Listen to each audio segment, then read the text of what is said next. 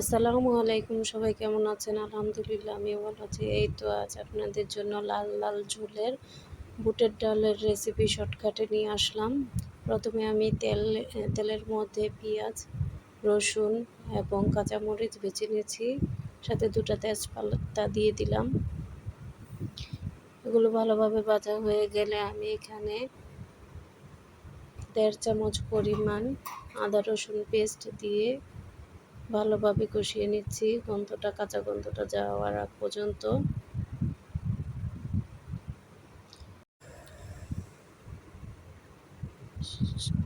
এখানে আমি সামান্য পরিমাণ পানি দিয়ে কষিয়ে নিচ্ছি।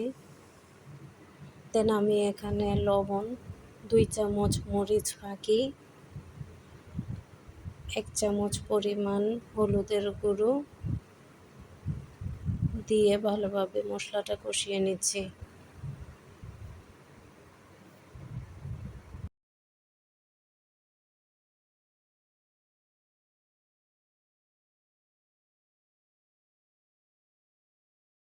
মশলাটা কষানো হয়ে গেলে উপরে তেল ভেসে আসলে আমি ভিজিয়ে রাখা বুটের ডালগুলো দিয়ে দিচ্ছি।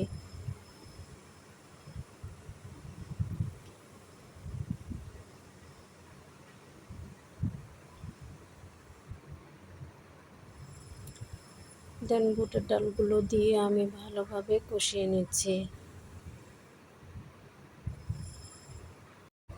ডালটা বেশিক্ষণ ভালোভাবে কষাতে হবে। এদিকে একটি টিপস দেই, যত ভালোভাবে এই মশলা পানি ছাড়া কষানো যায় ততই তরকারির কালারটা লালচে হয়। এখন ভালোভাবে কষিয়ে আমি পরিমাণ মতন পানি দিয়ে দিচ্ছি। পানি দিয়ে আধা ঘন্টার মতো রান্না করে নেব। এই তো মাশাআল্লাহ, আমার বুটের ডাল রেডি। আপনারা সবাই ট্রাই করবেন। আল্লাহ হাফেজ।